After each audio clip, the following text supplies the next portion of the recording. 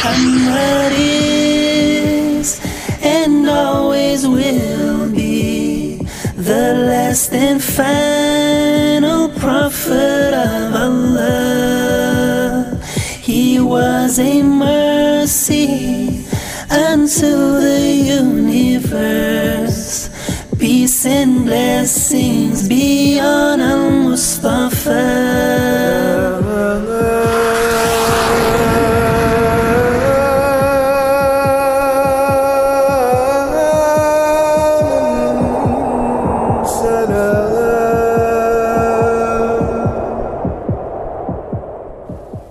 नहमदहु व नुसल्ली अला रसूलिहिल करीम अम्मा बाद अऊज़ु बिल्लाहि मिनश शैतानिर रजीम बिस्मिल्लाहिर रहमानिर रहीम. சகோதர சகோதரிகளே, நான் மன்சூர் ஷேக் இன்றைய நிகழ்ச்சியின் அழைப்பாளனாக இருக்கிறேன். நாம் இன்று இந்த நிகழ்ச்சியை திருக்குரானை ஓதி ஆரம்பிப்போம். ஜிக்ரா நாயக் அவர் இப்போது உங்களுக்கு முன் சூரா ஹலாவை ஓதுவார். ஜிக்ரா நாயக். أيها المستمعون الكرام، السلام عليكم ورحمة الله وبركاته. اسمي ذكرى نايك، والآن أقدم أمامكم تلاوة القرآن الكريم من سورة الأعلى. أعوذ بالله من الشيطان الرجيم. بسم الله الرحمن الرحيم. سبح اسم ربك الأعلى الذي خلق فسوى والذي قدر فهدى والذي أخرج المرعى فجعله غثاء أحوى سنقرئك فلا تنسى إلا ما شاء الله إنه يعلم الجهر وما يخفى ونيسرك لليسرى فذكر إن نفعت الذكرى سيذكر من يخشى ويتجنبها الأشقى الذي يصلى النار الكبرى ثم لا يموت فيها ولا يحيا قد أفلح من تزكى وذكر اسم ربه فصلى بل تؤثرون الحياة الدنيا والآخرة خير وأبقى إن هذا لفي الصحف الأولى صحف إبراهيم وموسى صدق الله العلي العظيم. நன்றி ஜிக்ரா நாயக். இப்போது நான் சையது ஷா உசேன் காதரி அவர்களை வரவேற்புரை நிகழ்த்த அழைக்கிறேன். நஹ்மதுஹு வ நுஸல்லி அலா ரசூலிஹில் கரீம். இந்த மாலை பொழுதில் இங்கு கூடியிருக்கும் உங்கள் எல்லோரையும் இஸ்லாமிய முகமன் கூறி வரவேற்கிறேன். அஸ்ஸலாமு அலைக்கும் வ ரஹ்மத்துல்லாஹி வ பரகாத்தஹு. இங்கு வந்திருக்கும் உலக சகோதரத்துவம் மற்றும் மத ஒப்பீட்டாய்வு தொடர்பாக பேசி வருகிற உலக புகழ்பெற்ற பேச்சாளர் டாக்டர் ஜாகிர் நாயக் அவர்களையும்,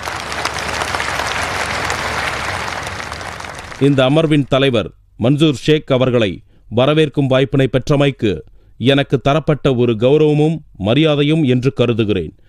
அதோடு IRF இஸ்லாமிய ஆய்வு மைய ஊழியர்கள் மற்றும் சிப்பந்திகள் குழுக்களையும் மகிழ்ச்சியுடன் வரவேற்கிறேன்.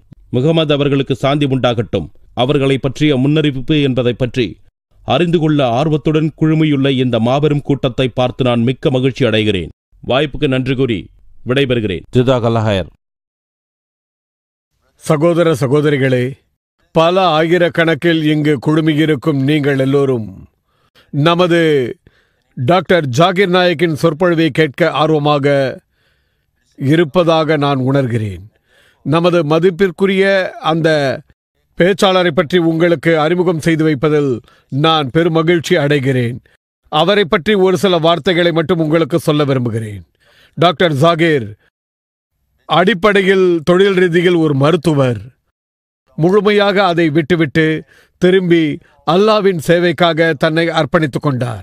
அவரின் செயல்பாடுகளினால் தாவா துறையிலும் இஸ்லாத்தை அதன் தூய தன்மையில் சரியான முறையில் வெளிப்படுத்துவதிலும் ஓர் புரட்சியை அவர் கொண்டு வந்துள்ளார் என்றால் அது மிகையாகாது.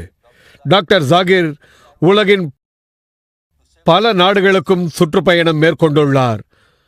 குறிப்பாக USA, UK, கனடா, அது மட்டுமல்லாமல் ஐரோப்பாவின் பல நாடுகளுக்கும் சென்று வந்துள்ளார். இஸ்லாத்தை அதன் சரியான தன்மையில் வெளிப்படுத்தும் அவரது முயற்சிகள் வெற்றி கண்டு இஸ்லாத்தை பற்றிய தப்பபிப்பிராயங்கள் அநேக மக்களின் நெஞ்சங்களிலிருந்து களையப்பட்டன. அவர் தாவா பணிக்காக மதங்களிடையே ஒப்பீடு எனும் புதிய துறையை உருவாக்கி அதற்காக இஸ்லாத்தை பற்றியும் மற்றும் மதங்களின் ஒப்பீடை பற்றியும் நிறைய நூல்களை அவர் கற்றிருக்கிறார். அவர் தன்னை இஸ்லாம் மற்றும் மதங்களின் ஒப்பீடு பற்றி ஆய்வு செய்யும் ஒரு மாணவன் என்றே மிக பணிவாக கூறிக்கொள்வார். பல நகரங்களுக்கு பயணம் செய்து அவர் சொற்பொழிவு ஆற்றியதன் மூலம் தாவா பணியில் முன்னணியில் இருக்கிறார். நான் இந்த அரிய சந்தர்ப்பத்தில் உலகத்தின் பல்வேறு மத வேத புத்தகங்களில் முகமது என்ற தலைப்பில் அவரது சொற்பொழிவை நிகழ்த்தி தருமாறு உங்கள் அனைவரின் சார்பாக அவரை பணிவன்போடு நான் அழைக்கிறேன்.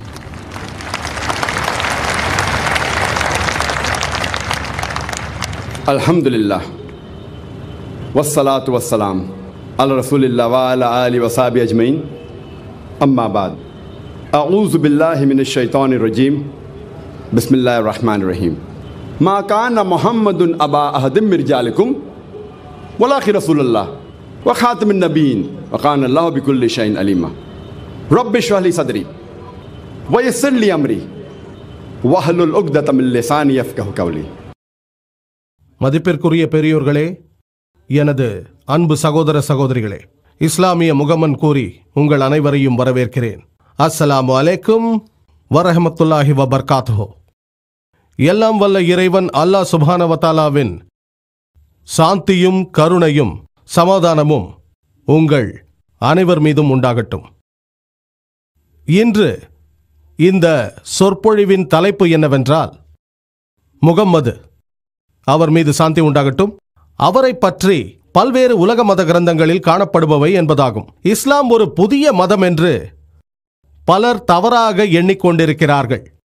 1400 ஆண்டுகளுக்கு முன்புதான் தோன்றியது என்று தவறாக எண்ணிக்கொண்டிருக்கிறார்கள். முகமது நபி அவர்கள்தான் மார்க்கத்தின் நிறுவனர் என்று தவறாக எண்ணிக்கொண்டிருக்கிறார்கள்.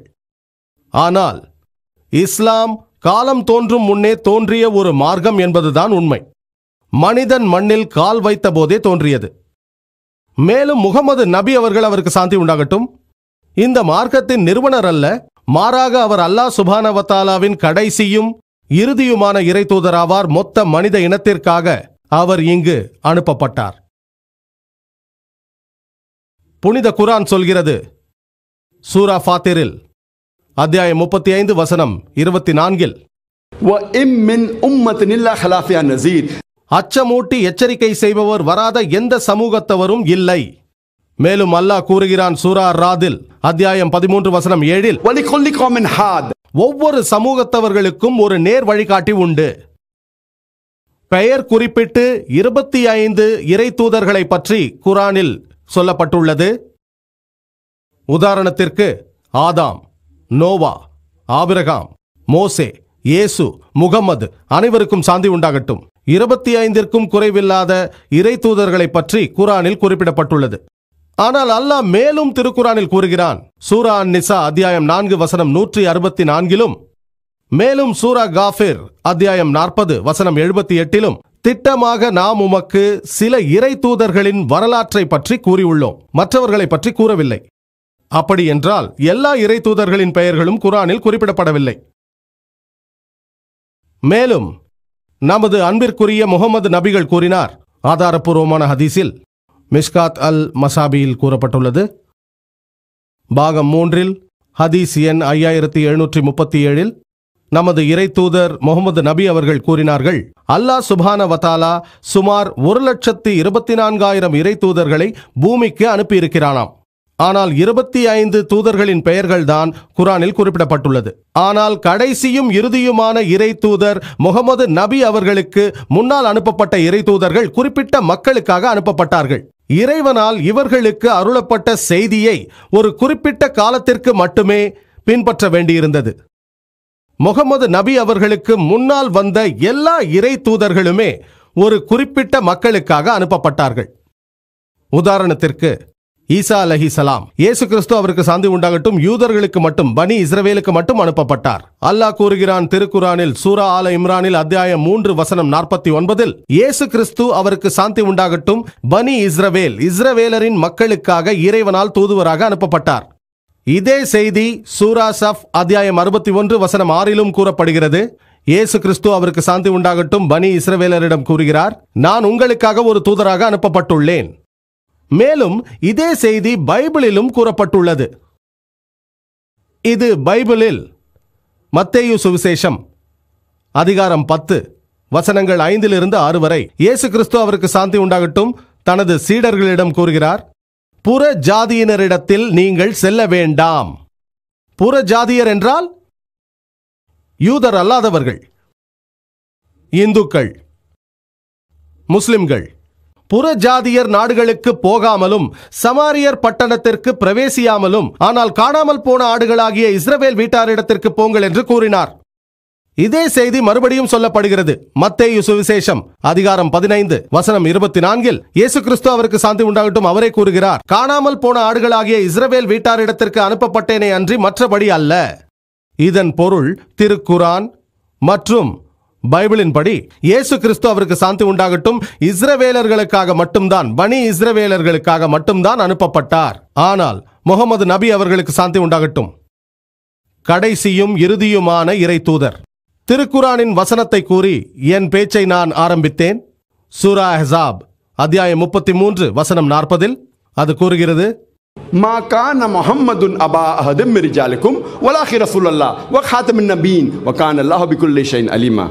முகம்மது அவர்களுக்கு சாந்தி உண்டாகட்டும் உங்கள் ஆடவர்களில் எவர் ஒருவருக்கும் தந்தையாக இருக்கவில்லை. ஆனால் அவரோ அல்லாவின் தூதராகவும் இறை தூதர்களின் இறுதி முத்திரையாக இருக்கிறார். மேலும் அல்லாஹ் எல்லா பொருட்கள் பற்றியும் நன்கறிவான். முகமது நபி அவர்களுக்கு சாந்தி உண்டாகட்டும் எல்லாம் வல்ல இறைவனின் இறுதி இறை தூதராக இருந்த காரணத்தினால் அவர் முஸ்லிம்களுக்காகவோ அரபு மக்களுக்காகவோ மட்டும் அனுப்பப்படவில்லை. அல்லாஹ் சொல்கிறான் திருக்குரானில் சூரா அல் அன்பியாவில் அத்தியாயம் 21 வசனம் 107 வமா அர்சல்னாகா இல்லா ரஹ்மத்தல் லில் ஆலமீன், நாம் உம்மை அகிலத்தாருக்கெல்லாம் ஓர் அருட்கொடையாகவே அன்றி அனுப்பவில்லை என்கிறான். எல்லா படைப்பினங்களுக்கும் அருட்கொடையாக, மானிட சமுதாயங்கள் எல்லாவற்றிற்கும் அருட்கொடையாக அனுப்பப்பட்டுள்ளார். மேலும் அல்லாஹ் சொல்கிறான் திருக்குரான் சூரா சபாவில் அத்தியாயம் 34 வசனம் 28 வமா அர்சல்னாகா இல்லா காஃபத்தல் லின்னாஸ் பஷீரோ வ நஸீரோ, நாம் உம்மை மனிதகுலம் முழுமைக்கும் நன்மாராயம் கூறுபவராகவும் அச்சமூட்டி எச்சரிக்கை செய்பவராகவுமே அன்றி அனுப்பவில்லை. ஆனால் மனிதர்களில் பெரும்பாலோர் இதை அறிய மாட்டார்கள். முகமது நபி அவர்கள் அவருக்கு சாந்தி உண்டாகட்டும் இறுதி இறை தூதராக இருந்த காரணத்தினாலும் அவருக்கு பிறகு வேறு இறை தூதர் வரப்போவதில்லை என்ற காரணத்தினாலும் அவர் வெறும் முஸ்லிம்களுக்காகவோ அரபு மக்களுக்காகவோ அனுப்பப்படவில்லை, மொத்த மனித இனத்திற்காகவும் அனுப்பப்பட்டார். புனித திருக்குரான் எல்லாம் வல்ல இறைவனின் வார்த்தைகள் என்று நாங்கள் நம்புவதனால், இறுதியாக இறக்கி அருளப்பட்ட வேதம் என்று நம்புவதனால் குரான் எதை சொல்கிறதோ அதை நம்புகிறோம். ஆகவேதான் முகமது நபி அவர்கள் அவருக்கு சாந்தி உண்டாகட்டும் கடைசியும் இறுதி இறை தூதர் என்பதையும் மொத்த மனித சமுதாயத்திற்காக அனுப்பப்பட்டார் என்பதையும் நம்புகிறோம். ஆனால் முஸ்லிம் அல்லாத பலர், பொதுவாக முஸ்லிம் அல்லாதவர்கள் திருக்குரான் இறைவனின் வார்த்தைகள் என்று நம்புவதில்லை. ஆகவேதான் அவர்கள் முகமது நபி அவர்கள் அவருக்கு சாந்தி உண்டாகட்டும், கடைசியும் இறுதியுமான இறைத்தூதர் என்பதையும் மொத்த மனித சமுதாயத்திற்காக அனுப்பப்பட்டார் என்பதையும் நம்ப மறுக்கிறார்கள். ஆகவே முஸ்லிம் அல்லாதவர்களுக்கு செய்திகளை கொண்டு சேர்க்க புனித குரானிலிருந்து ஒரு வசனத்தை என் உதவிக்காக எடுத்துக்கொண்டேன். என்னை பொறுத்தவரை முஸ்லிம் அல்லாதவர்களுக்கு செய்தியை கொண்டு சேர்க்க தாவா பணிக்கு உதவியாக இருக்கும். அல்லாஹ் சொல்கிறான் திருக்குரான் சூரா ஆல் இம்ரான் அத்தியாயம் 3 வசனம் 64-இல், தஅலவ் இலா கல்மத்தின் ஸவாஇம் பைனனா பைனக்கும், எங்களுக்கும் உங்களுக்கும் இடையே உள்ள பொதுவான விஷயத்தின் பக்கம் வாருங்கள். நாம் வேறுபட்ட கொள்கையுடைய மக்களுடன் பேசும்போது அதை செய்ய சிறந்த வழி குரான் சொல்கிறபடி உங்களுக்கும் எங்களுக்கும் உள்ள பொதுவான விஷயத்தின் பக்கம் வாருங்கள். ஆகவே நாம் மற்ற வேறுபட்ட மதங்களின் வேத நூல்கள், இறை தூதர் முகமது நபி அவர்கள், அவர் மீது சாந்தி உண்டாகட்டும், அவரை பற்றி என்ன கூறுகின்றன என்று ஆராய்வோம். ஆகவே முஸ்லிம் அல்லாதவர்கள் தங்களின் வேத நூல்களை நம்புவதானால், அதை பின்பற்றுவதானால், அந்த நூலில் குறிப்பிடப்பட்டிருந்தால், அந்த நூல்களை இறைவனுடைய வார்த்தைகள் என்று அவர்கள் நம்பினால், அந்த வேத நூல்களின் செய்திகளையும் அவர்கள் நம்பித்தான் ஆக வேண்டும். நாம் முதலில் இந்து வேதங்களில் இறை தூதர் முகமது அவர் மீது சாந்தி உண்டாகட்டும் அவரை பற்றி கூறியவற்றை ஆராய்வோம். இந்து வேதங்களை பொதுவாக 2 விதமாக பிரிக்கலாம். ஒன்று ஸ்ருதி, மற்றொன்று ஸ்மிருதி. ஸ்ருதி என்பது வெளிப்படுத்தப்பட்டவை, புரிந்து கொள்ளப்பட்டவை, அது சொல்லப்பட்டு கேட்கப்பட்டவை என்பதாகும். இந்த ஸ்ருதி இந்து அறிஞர்களின் கூற்றுப்படி கடவுளின் சொற்கள் என்று அறியப்பட்டவை. அவை 2ஆக பிரிக்கப்பட்டுள்ளன, வேதங்கள் மற்றும் உபனிஷதங்கள். இந்த வேதம் என்ற சமஸ்கிருத சொல் வித் என்ற சொல்லிலிருந்து உருவானது. அதன் பொருள் எல்லாவற்றிற்கும் மேம்பட்ட அறிவு என்பதாகும். மேலும் இங்கு 4 விதமான வேதங்கள் உண்டு: ரிக்வேதம், யஜுர்வேதம், சாமவேதம், அதர்வ வேதம். ஆயினும் இந்த வேதங்கள் சரியாக எப்போது தோன்றியது என்பது யாருக்கும் தெரியாது. ஆயினும் ஆரிய சமாஜின் ஸ்தாபகர் சுவாமி தயானந்த் சரஸ்வதி கூறுகிறார், இந்த வேதங்கள் கிட்டத்தட்ட 131 கோடி வருடங்கள் பழமையானது என்று. ஆனால் பெரும்பாலான இந்து அறிஞர்கள் இந்த வேதங்கள் சுமார் 4000 ஆண்டுகள் பழமையானது என்கிறார்கள். மேலும் உலகின் எந்த பகுதியில் முதலில் இது தோன்றியது என்பதும் யாருக்கும் தெரியாது. யாருக்கு முதலில் தரப்பட்டது என்பதும் யாருக்கும் தெரியாது. இத்தகைய எல்லா ஐயப்பாடுகள் இருந்தும் இன்னும் அது கடவுளின் சொற்கள் என்றும், அது மற்ற எல்லா இந்து வேதங்களை விட ஆதாரபூர்வமானதாகவும் கட்டுக்கோப்பானதாகவும் கருதப்படுகிறது. அடுத்து ஆதாரபூர்வமானது உபனிஷதங்கள். அது உப என்ற சமஸ்கிருத சொல்லிலிருந்து வந்தது. நெருக்கமாக என்பது பொருள். நெருக்கம் என்றால் பணிவு, ஷத் என்றால் அமர்வது, அதாவது மாணவர்கள் அவர்களது ஆசிரியரின் அருகில் அமர்ந்து அறிவை பெறுவதற்குத்தான் உபனிஷத் என்று பொருளாகும். அதாவது அஞ்ஞானத்தை அகற்றும் அறிவு என்று பொருள். சுமார் 210 உபனிஷதங்கள் உள்ளன. ஆனால் இந்திய கலாச்சாரம் 108 உபனிஷதங்களையே பிரதான உபனிஷதங்களாக தேர்ந்தெடுத்துள்ளது. சிலர் 10, சிலர் 12 தேர்வு செய்துள்ளார்கள். ஸ்ரீ ராதாகிருஷ்ணன் 18 தேர்வு செய்து பிரதான உபனிஷதங்கள் என்ற ஒரு புத்தகத்தை எழுதியுள்ளார். அடுத்த வகை வேதங்கள் ஸ்மிருதிகள். அதன் பொருள் நினைவில் கொள்ளப்பட்டவை அல்லது நினைவு கூறுதல் என்பதாகும். இந்து அறிஞர்கள் ஸ்மிருதிகளை எழுதியது ரிஷிகளை போன்ற மனிதர்கள் என்று கூறுகிறார்கள். அவை ஸ்ருதிகளுக்கு அடுத்த நிலையில் உள்ளவை. ஸ்ருதிகளை விட உயர்வானவை. அவைகளை தர்மசாஸ்திரம் என்றும் அழைக்கிறார்கள். ஏனென்றால் ஒரு தனிப்பட்ட மனிதன் எப்படி வாழ வேண்டும், சமூகம் எப்படி வாழ வேண்டும், சமுதாயம் எப்படி வாழ வேண்டும் என்றெல்லாம் கூறப்பட்டிருக்கிறது. மேலும் ஸ்மிருதிகளில் முக்கியமானது புராணங்கள். புராணம் என்றால் பழமையானது என்று பொருள். அது வெவ்வேறு கடவுள்களின் கதைகளை சொல்கிறது, கிரகத்தின் படைப்பை பற்றி சொல்கிறது, இதிகாசங்களை பற்றி சொல்கிறது. மேலும் மகரிஷி வியாசர் புராணங்களை 18 பாகங்களாக வகுத்திருக்கிறார். அதில் முக்கியமான ஒரு புராணம் பவிஷ்ய புராணம். பவிஷ்ய என்றால் எதிர்காலம் என்று பொருள். இந்த புராணம் எதிர்காலத்தை பற்றி பேசுகிறது. பவிஷ்ய புராணத்தில் குறிப்பிடப்பட்டுள்ளது: பர்வம் 3, காண்டம் 3, அத்தியாயம் 3, ஸ்லோகங்கள் 5-8 வரை. ஒரு மலேச்சர் தனது தோழர்களுடன் வருவார். பாலைவனத்திலிருந்து வருவார். அவருடைய பெயர் முகமது என்பதாகும். அவருக்கு சாந்தி உண்டாகட்டும். மேலும் ராஜா போஜ் இந்த மகாதேவ அரபிக்கு பஞ்சகர்வத்தில் குளிக்கத் தருவார். அதோடு அவரை கௌரவத்துடன் வரவேற்று மிகுந்த மரியாதையுடன் நடத்துவார். ஒரு மனித குலத்தின் பெருமைக்குரியவரே, நீர் தீயவர்களுக்கு எதிராக ஒரு மாபெரும் படையை உருவாக்கி உள்ளீர்கள் என்று கூறுவார்.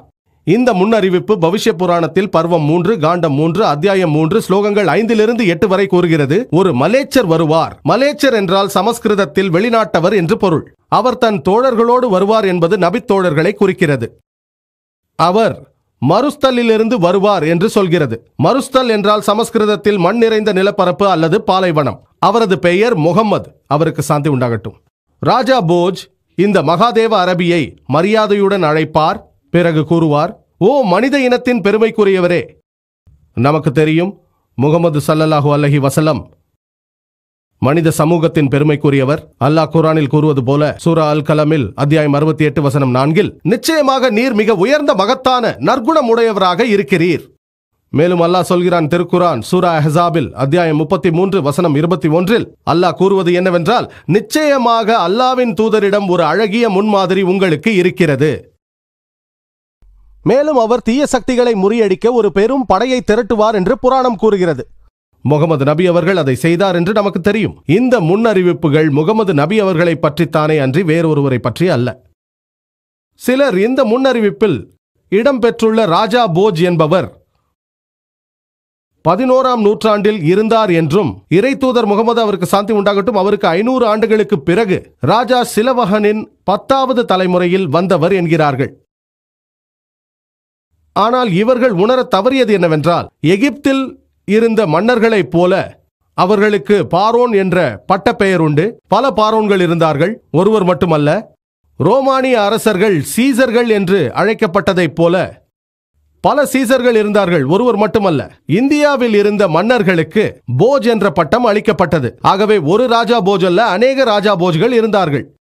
ஆகவே இந்த ராஜா போஜ் 11ஆம் நூற்றாண்டில் இருந்ததாக சொல்லப்படும் அந்த ராஜா போஜ் அல்ல, 11ஆம் நூற்றாண்டுக்கு முன்பாகவே அவர் இருந்திருக்கிறார். மேலும் பவிஷ்ய புராணத்தில் கூறப்பட்டுள்ளது பர்வம் 3 காண்டம் 3 அத்தியாயம் 3 ஸ்லோகங்கள் 10-27 வரை, மலேச்சர்களின் நாடு கெட்டுப் போயிருந்தது. அவர்கள் எதிரிகளாக இருந்தார்கள். அது ஆரம்பத்தில். இப்போது அதிக சக்தி வாய்ந்த ஒரு படையை அவருக்கு அனுப்புவோம். நாம் ஒரு மனிதரை, அவர் பெயர் முகம்மது, அவர் மீது சாந்தி உண்டாகட்டும், மக்களை நேர்வழிப்படுத்த அவரை அவர்களுக்கிடையே அனுப்புவேன். ஓ ராஜா போஜ், நீ அந்த பிசாசுகள் நாட்டுக்கு போக தேவையில்லை. ஏனென்றால் நான் என் தயவின் மூலம் நீ எங்கிருக்கிறாயோ அங்கேயே வைத்து உன்னை பரிசுத்தப்படுத்துவேன் என்றார். பிறகு ஒரு மனிதர் வானவர் ரூபத்தில் ராஜாவிடம் வந்து சொல்கிறார், ஆரிய தர்மம் இந்த உலகில் நடைமுறைப்படுத்தப்படும். ஈஸ்வர் பரமாத்மாவால் அனுப்பப்பட்ட என்னை பின்பற்றுபவர் விருத்த சேதனம் செய்திருப்பார். அவர் தலையில் ஒரு குடுமி இருக்காது. அவர் தாடியோடு காணப்படுவார். அவர் ஒரு புரட்சியை உருவாக்குவார். அவர் தொழுகைக்காக அழைப்பு கொடுப்பார். அவர் அனுமதிக்கப்பட்ட எல்லாவற்றையும் உண்ணுவார். அவர் எல்லா வகை புலால் உணவையும் உண்ணுவார். ஆனால் பன்றியின் மாமிசத்தை மட்டும் உண்ணமாட்டார். அவர் மூலிகைகளாலும் செடிகளாலும் புனிதப்பட மாட்டார். அவர் போர் முறைகளாலே புனிதம் பெறுவார். அவர் முசல்மான் என்று அறியப்படுவார். இந்த முன்னறிவிப்பு மற்ற யாருக்கும் பொருந்தாது. இறுதி தூதரான முகமது நபி அவர்களுக்கே பொருந்தும். அது கூறுகிறது, என்னை பின்பற்றுகிறவர் விருத்த சேதனம் செய்திருப்பார் என்பதாக. நமக்கு தெரியும், முஸ்லிம்கள் விருத்த சேதனம் செய்திருப்பார்கள். அவரது தலையில் குடுமி இருக்காது என்றும் கூறப்பட்டிருக்கிறது. அவருக்கு தாடி வளர்ந்திருக்கும். அவர் ஒரு புரட்சியை உண்டாக்குவார். அவர் தொழுகைக்கு அழைப்பு கொடுப்பார். அதை அதான் என்று முஸ்லிம்கள் அழைப்பார்கள். அவர் அனுமதிக்கப்பட்ட எல்லாவற்றையும் உண்ணுவார். அவர் எல்லா வகையான புலால் உணவுகளையும் உண்ணுவார். ஆனால் பன்றியின் மாமிசத்தை மட்டும் உண்ணமாட்டார். அல்லாஹ் குர்ஆனில் 4ற்கும் குறைவில்லாத வெவ்வேறு இடத்தில் குறிப்பிடுகிறான். சூரா அல் பக்ரா அத்தியாயம் 2 வசனம் 173, சூரா அல் மைதா அத்தியாயம் 5 வசனம் 3, சூரா அல் அனாம் அத்தியாயம் 6 வசனம் 145, மேலும் சூரா அன்-நஹல் அத்தியாயம் 16 வசனம் 115 ஹுர்ரிமத் அலைக்குமுல் மைத்தத்து வத்தமு வலஹ்முல் கின்ஸீர் வமா உஹில்ல லிகைரில்லாஹ் பி. நீங்கள் புசிக்க கூடாது என்று விலக்கப்பட்டவை தானே செத்ததும் இரத்தம், பன்றி இறைச்சி, எதன் மீது அல்லாஹ்வின் பெயரின்றி வேறு பெயர் உச்சரிக்கப்பட்டதோ அதுவும் ஆகும். திருக்குரானில் 4 வெவ்வேறு இடங்களில் பன்றியின் மாமிசம் தடை செய்யப்பட்டதாக குறிப்பிடுகிறது. அதனால் நாங்கள் முஸ்லிம்கள் பன்றியின் மாமிசத்தை உண்பதில்லை. அந்த முன்னறிவிப்பு மேலும் குறிப்பிடுகிறது, அவர்கள் மூலிகைகளாலும் செடிகளாலும் புனிதமடைவதில்லை, போர் முறைகளாலே புனிதம் பெறுவார்கள், முசல்மான் என்று அழைக்கப்படுவார்கள். இந்த முன்னறிவிப்பு வரப்போகிற கடைசியும் இறுதியுமான இறை தூதர் முகமது நபி அவர்கள், அவருக்கு சாந்தி உண்டாகட்டும், அவரையே குறிக்கின்றது. மேலும் பவிஷ்ய புராணத்தில் பர்வம் 3 காண்டம் 1 அத்தியாயம் 3 ஸ்லோகங்கள் 21 - 23 வரை கூறுகிறது, காசியில் உள்ள 7 புனித நகரங்களும் தீமைகளாலும் ராட்சசர்களாலும் நிறைந்துவிடும் என்கிறது. மலேச்சர்களின் நாட்டிலே மலேச்சர்களின் தர்மத்தை பின்பற்றுபவர்கள் நல்லவர்கள், நல்ல ஒழுக்க மாண்புகளை அவர்களிடத்தில் காண முடியும். மேலும் இந்த நாட்டில் எல்லா வகையான ஒழுக்கக்கேடுகளையும் நாம் காண வேண்டி வரும். ஓ ரிஷி, இறைவனின் பெயரை மேன்மைப்படுத்துக. இந்த வசனங்களும் இறைத்தூதர் நபி அவர்களை பற்றியும் அவரை பின்பற்றுபவர்கள் பற்றியும் கூறுகிறது. முகமது நபி அவர்களை பற்றி வேதங்களிலும் முன்னறிவிப்பு செய்யப்பட்டுள்ளது. அது அதர்வண வேதம், புத்தகம் 20, வேதவரி 127, மந்திரம் 1 - 14 வரை. இது குந்தப் சுக்தாஸ் எனப்படும். குந்தப் என்றால் வயிற்றினுள் மறைவாக இருக்கும் ஒரு சுரப்பி. இதன் பொருள் என்னவென்றால், அந்த வசனங்கள் மறைந்திருக்கும், பிற்காலத்தில் அது பற்றி தெரிய வரும் என்பதாகும். குந்தப் என்பதற்கு இன்னொரு பொருள் துன்பத்திலிருந்து விடுவித்தல், அதாவது அமைதி என்றும் பொருள். இஸ்லாம் என்பதற்கு மற்றொரு அர்த்தம் இது. மேலும் அது பூமியின் மத்தியில் இருப்பதையும் மறைமுகமாக குறிக்கிறது. நமக்கு தெரியும், மக்கா உலகின் மத்திய பாகத்தில் இருக்கிறது. அல்லாஹ் குரானில் கூறுகிறான், சூரா ஆல இம்ரான் அத்தியாயம் 3 வசனம் 96, இறைவனை வணங்க மனிதர்களுக்காக வைக்கப்பட்ட முதல் வீடு பக்கா, மக்காவின் இன்னொரு பெயர். நேரம் குறைவாக இருப்பதால் எல்லா 14 மந்திரங்களையும் விளக்க முடியாது. ஆகவே முதல் 4 மந்திரங்களை சுருக்கமாக விளக்குகிறேன். அதர்வண வேதம், புத்தகம் 20, வேதவரி 127, மந்திரம் 1 கூறுகிறது, அவர்தான் நரஷன்ஷா, அவர்தான் கௌரமா. அவர் 60,090 எதிரிகளிடமிருந்து காப்பாற்றப்பட்டார். மந்திரம் 2 கூறுகிறது, அவர் ஒட்டகம் ஓட்டும் ரிஷி. மந்திரம் 3 கூறுகிறது, அவர் மகாரிஷி. மந்திரம் 4 கூறுகிறது, அவர்தான் வஷ்வேஷ் ரேப். முதல் மந்திரம் கூறுகிறது, அவர் நரஷன்ஷா. நர் என்றால் சமஸ்கிருதத்தில் ஒரு மனிதன் அல்லது ஆண்மகன். ஷன்ஷா என்றால் பிரசன்ஷா, புகழுக்குரியவர் என்று பொருள். புகழுக்குரிய ஒரு மனிதன் என்பதாகும். இதன் சரியான அரபி மொழிபெயர்ப்பு முகமது என்பதாகும். இதுதான் கடைசியும் இறுதி இறை தூதரான முகமது நபி அவர்களின் பெயராகும். மேலும் அது அவரது பெயர் கௌரமா என்கிறது. இதன் அர்த்தங்களில் ஒன்று அமைதியின் இளவரசர் என்பதாகும். அன்புக்குரிய இறை தூதர் முகமது நபி அவர்கள் அமைதியின் இளவரசராக இருந்தார். அதன் இன்னொரு அர்த்தம் குடியேறியவர் என்பதாகும். உங்களுக்கே தெரியும், முகமது நபி அவர்கள், அவருக்கு சாந்தி உண்டாகட்டும், மக்காவிலிருந்து மதினாவிற்கு குடியேறியவர், குடியேற்றவாசி. மேலும் அவர் 60,090 எதிரிகளிடமிருந்து காப்பாற்றப்பட்டார் என்று சொல்லப்பட்டிருக்கிறது. நாம் அறிவோம், மக்காவின் மக்கள் தொகையில் இறை தூதர் முகமது நபி அவர்கள், அவருக்கு சாந்தி உண்டாகட்டும், அவருக்கு எதிராக திரண்டவர்கள் சுமார் 60,000 பேர். மந்திரம் 2 கூறுகிறது, அவர் ஒரு ஒட்டகம் ஓட்டக்கூடிய ரிஷியாக இருப்பார். ஒரு இந்திய ரிஷியோ அல்லது பிராமணரோ எப்போதும் ஒட்டகம் ஓட்டி இருக்க மாட்டார். ஏனெனில் ஒட்டகம் ஓட்டுவது பிராமணர்களுக்கு தடுக்கப்பட்டுள்ளது. இது குறித்து மனு தர்மத்தில் அத்தியாயம் 11 வசனம் 202 ஒரு பிராமணன் ஒட்டகத்திலோ அல்லது கழுதையிலோ ஏறி பயணிக்க கூடாது என்று சொல்லப்பட்டிருக்கிறது. ஆகவே இது இறை தூதராகவே இருக்க முடியும். அவர் ஒரு வெளிநாட்டுக்காரர். மூன்றாவது மந்திரம் சொல்கிறது, அவர் மாமா ரிஷி, அதாவது மகரிஷி. மாமா என்றால் முகமது என்று சிலர் சொல்கிறார்கள், சிலர் மகாரிஷி என்று சொல்கிறார்கள். மந்திரம் 4 சொல்கிறது, அவர் ரேப். ரேப் என்றால் புகழுக்குரியவர் என்பது பொருளாகும். இது முகமது நபி அவர்களின் மற்றொரு பெயரை குறிப்பதாகும். புகழுக்குரியவர் என்பது அரபியில் அஹமத் எனப்படும். இது இறை தூதர் முகமது நபி அவர்களின் மற்றொரு பெயராகும். முகமது நபி அவர்களை பற்றி அதர்வண வேதத்திலும் முன்னறிவிப்பு செய்யப்பட்டுள்ளது. புத்தகம் 20, வேதவரி 21, மந்திரம் 6. அது அஹ்ஸாப் போரை பற்றி, கூட்டுப்படைகளின் போரை பற்றி கூறுகிறது. அதில் அவர் 10,000 எதிரிகளிடமிருந்து காப்பாற்றப்படுவார் என்பதை பற்றியும் அந்த போரில் சண்டையிடாமலே வெற்றி பெற்றது பற்றியும் குறிப்பிடுகிறது. அவர் ஒரு கரு ஆவார். கரு என்றால் சமஸ்கிருதத்தில் புகழுக்கு உரியவர் என்று பொருள். அரபியில் அஹமத் என்று அழைப்பார்கள். முகமது நபி அவர்களின் மற்றும் ஒரு பெயர் அது. சண்டையிடாமலேயே போரில் வெல்வார் என்று சொல்லப்பட்டிருக்கிறது. அஹ்ஸாப் போரை பற்றி சொல்கிறது. சண்டையிடாமலேயே அதில் வென்றார்கள். அந்த காலகட்டத்தில் அங்கிருந்த எதிரிகளின் எண்ணிக்கை சுமார் 10,000 என்பது நமக்கு தெரியும். மேலும் அதர்வண வேதத்தில் சொல்லப்பட்டிருக்கிறது. புத்தகம் 20, வேதவரி 21, மந்திரம் 7 சொல்கிறது, அதாவது எல்லாம் வல்ல இறைவன் 20 மன்னர்களை கவிழ்த்துவிட்டு மேலும் அபந்துவை அவர் 60,900 எதிரிகளிடமிருந்து காப்பாற்றுவார் என்கிறது. சமஸ்கிருதத்தில் அபந்து என்றால் அனாதை என்று பொருள். அபந்துவிற்கு இன்னொரு அர்த்தம் புகழுக்குரியவர். அதன் அரபி மொழிபெயர்ப்பு முகமது என்பதாகும். முகமது என்ற சொல்லை தமிழில் மொழிபெயர்த்தால் புகழுக்கு உரியவர் என்பதாகும். அபந்து என்ற சமஸ்கிருத சொல்லை அரபியில் மொழிபெயர்த்தால் முகமது நபி அவர்கள் ஆகும். அது எல்லாம் வல்ல இறைவன் 20 மன்னர்களை கவிழ்ப்பது பற்றி சொல்கிறது. முகமது நபி அவர்கள் வாழ்ந்த காலத்தில் மக்காவில் கிட்டத்தட்ட 20 தலைவர்கள் இருந்தார்கள் என்பது நமக்கு தெரியும். முகமது நபி அவர்கள் அனைவரையும் வென்றார். அந்த காலகட்டத்தில் முகமது நபி அவர்களுக்கு எதிராக சுமார் 60,000 பேர் இருந்தார்கள். இதே முன்னறிவிப்பு ரிக் வேதத்திலும் வருகிறது. ரிக்வேதம் புத்தகம் 1 வேதவரி 53 மந்திரம் 9 இங்கு பயன்படுத்தப்பட்டுள்ள சமஸ்கிருத வார்த்தை சுஷ்ரமா. சுஷ்ரமா என்ற சொல்லுக்கும் புகழுக்குரியவர் என்பதுதான் பொருள். இது முகமது நபி அவர்களையே குறிக்கிறது. முகமது நபி அவர்கள், அவருக்கு சாந்தி உண்டாகட்டும், அவரை பற்றி அக்னியிலும் முன்னறிவிப்பு உள்ளது. மந்திரம் 64 அது கூறுகிறது, இந்த ரிஷி அவரது தாயின் பாலை அருந்துவதில்லை என்கிறது. அவரது அன்னையிடம் தாய்ப்பால் அருந்தவில்லை. நாம் எல்லாம் அறிவோம் இறை தூதர் முகமது நபி அவர்கள் அவர் தனது சொந்த அன்னையிடம் தாய்ப்பால் அருந்தவில்லை. வளர்ப்பு அன்னையான ஹலீமா அவர் மீது சாந்தி உண்டாகட்டும், அவர்தான் முகமது நபி அவர்களுக்கு தாய்ப்பால் ஊட்டினார்.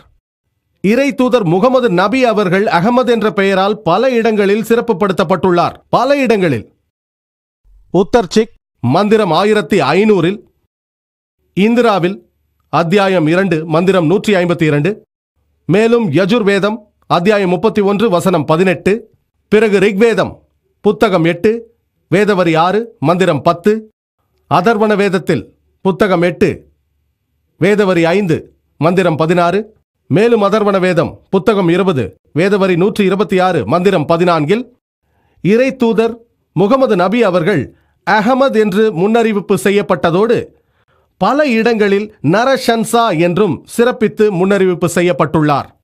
நான் முன்பு கூறியது போல் நரஷன்சா என்பது நர் என்ற சொல்லிலிருந்து வந்தது. அதன் பொருள் ஒரு மனிதன் அல்லது ஆண்மகன். மேலும் ஷன்சா என்பது பிரஷன்சா என்ற சொல்லிலிருந்து வந்தது. அதன் பொருள் புகழ், அதாவது புகழுக்குரிய ஒரு மனிதன். இறை தூதர் முகமது நபி அவர்கள் தனது பெயரான முகமது என்றும் மற்றும் நரஷன்சா என்றும் ஹிந்து வேதங்களில் பல இடங்களில் குறிப்பிடப்பட்டுள்ளார்.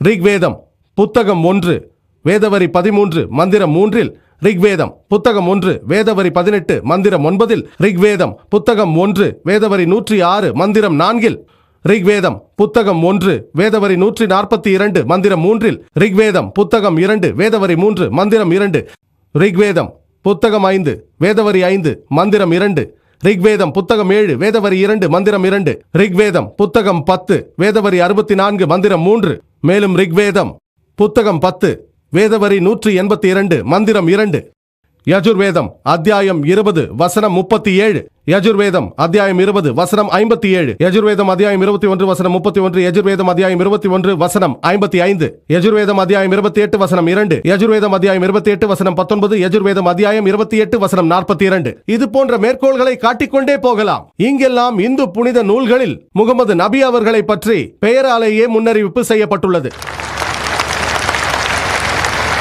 நேரம் போதாது, இல்லை என்றால் முகமது நபி அவர்களை பற்றி இந்து மத வேதங்களில் கூறப்பட்டதை கூறிக்கொண்டே இருக்கலாம். ஆனால் நேரம் வரையறுக்கப்பட்டுள்ளதால் இப்போது நான் இந்து புனித நூலில் முகமது நபி அவர்களை பற்றிய மேலும் ஒரே ஒரு முன்னறிவிப்பினை மட்டும் கூறுகிறேன். கல்கி அவதாரம் பகவத புராணத்தில் கூறப்பட்டுள்ளது. காண்டம் 12 அத்தியாயம் 2 ஸ்லோகங்கள் 18 20 வரை. அது சொல்கிறது, உயரிய ஆத்மாவான பிராமணரும் சம்பாலா என்று கூறப்படும் கிராமத்தின் தலைவருமான விஷ்ணு யாஷ் என்பவரின் இல்லத்தில்தான் கல்கி பிறப்பார்.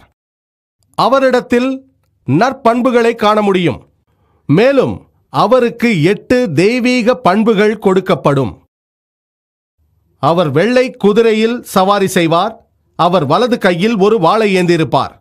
மேலும் பகவத புராணத்தில் கூறப்பட்டுள்ளது. காண்டம் 1 அத்தியாயம் 3 மந்திரம் 25, கலியுகத்தில் மன்னர்கள் எல்லாம் திருடர்களாக ஆவார்கள். கலியுகத்தில் மன்னர்கள் எல்லாம் திருடர்களைப் போல இருக்கும் காலத்தில் விஷ்ணு யாஷின் இல்லத்தில் கல்கி பிறப்பார். மேலும் அவரை பற்றிய முன்னறிவிப்பு கல்கி புராணம் அத்தியாயம் 2 மந்திரம் 4 கூறப்பட்டுள்ளது. ஒரு உயர்குடி பிராமணரான விஷ்ணு யாஷின் வீட்டில் அவர்தான் சம்பாலா கிராமத்தின் தலைவர் கல்கி பிறப்பார் என்று சொல்லப்பட்டிருக்கிறது. மேலும் கல்கி புராணம் அத்தியாயம் 2 வசனம் 5 சொல்லப்பட்டிருக்கிறது, அவர் 4 தோழர்களின் உதவியை கொண்டு தீயவர்களோடு போராடுவார்.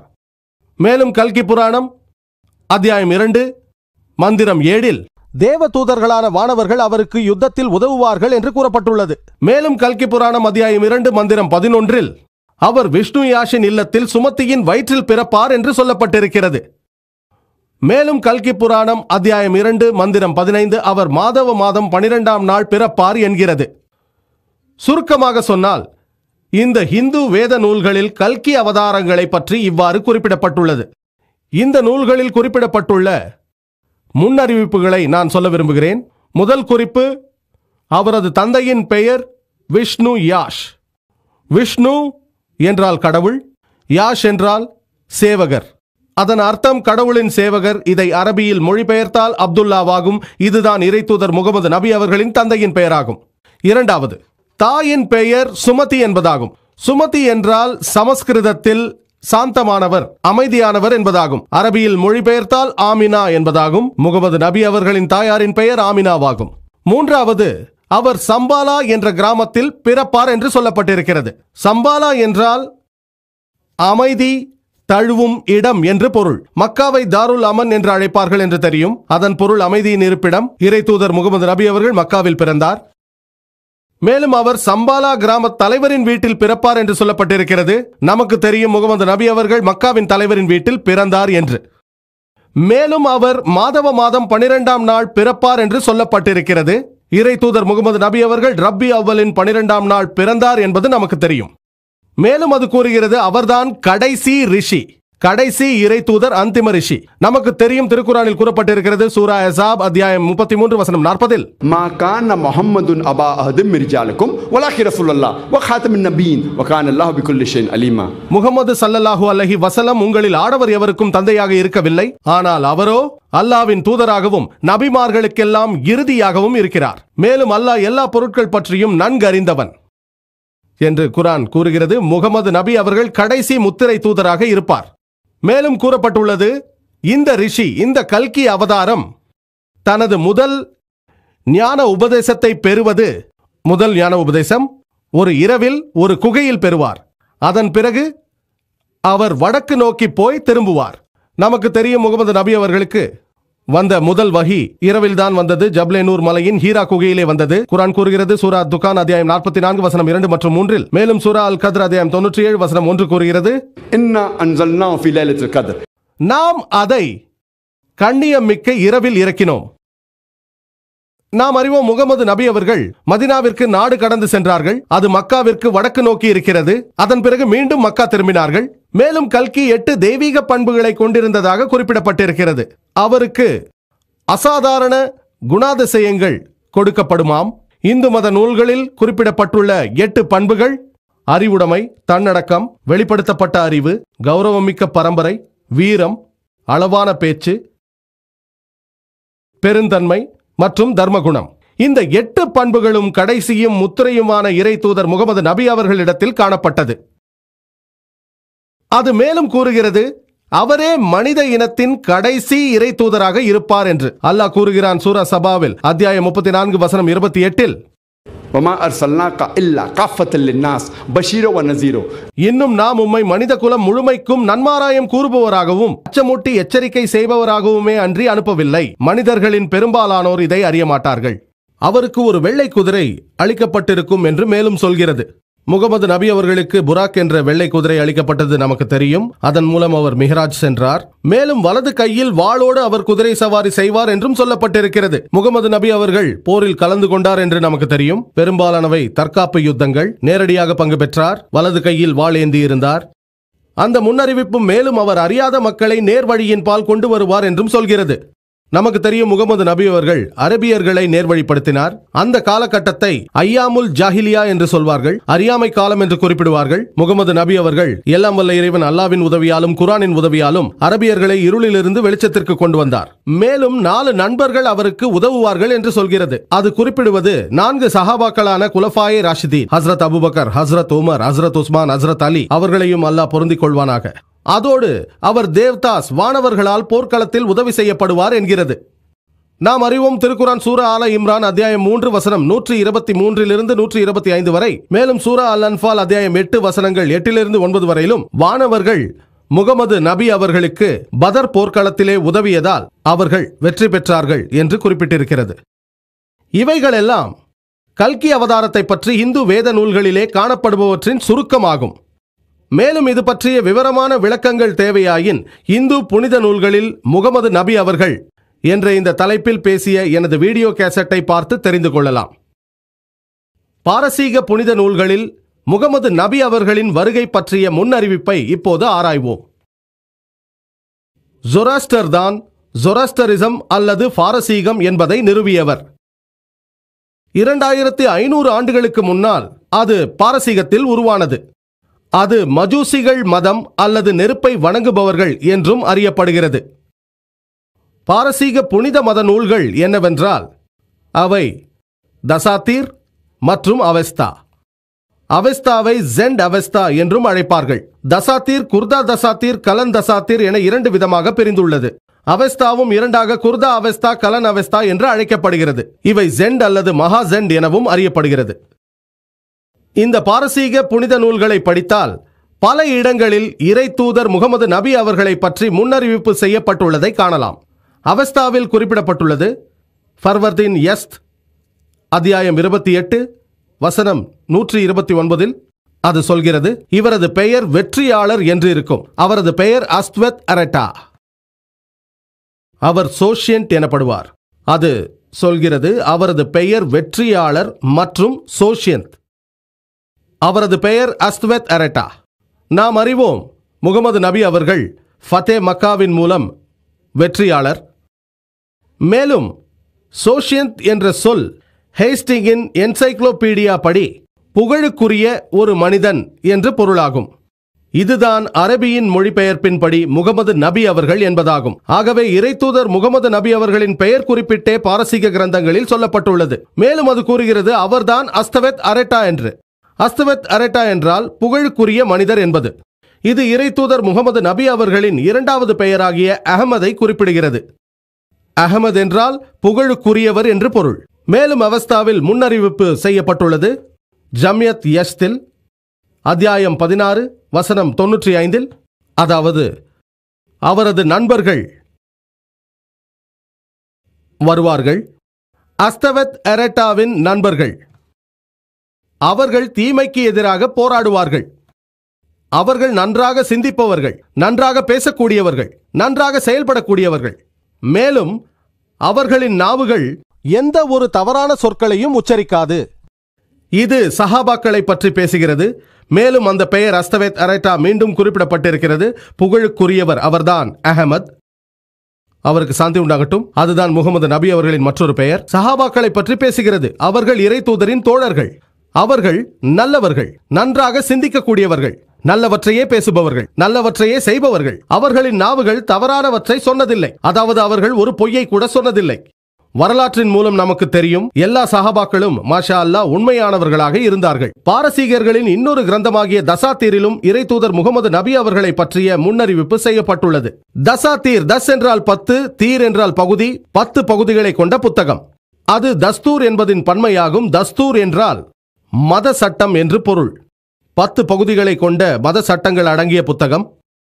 தசாத்தீரில் குறிப்பிடப்பட்டுள்ளது, பாரசீகர்கள் அவர்களின் மதத்தை கைவிடும் போது, ஜொராஸ்டியர்கள் தங்களின் மதத்தை நிராகரிக்கும் போது கட்டுப்பாடற்றவர்களாக மாறிவிடுவார்கள். இந்நிலையில் பாலைவனத்தில் ஒரு மனிதர் தோன்றுவார். அவரை பின்பற்றுபவர்கள் பாரசீகர்களை தோற்கடிப்பார்கள். மேலும் அரேபியர்கள் பாரசீகர்களை வெற்றி கொள்வார்கள். மனித சமூகத்திற்கு அருட்கொடையாக இருப்பார்கள்.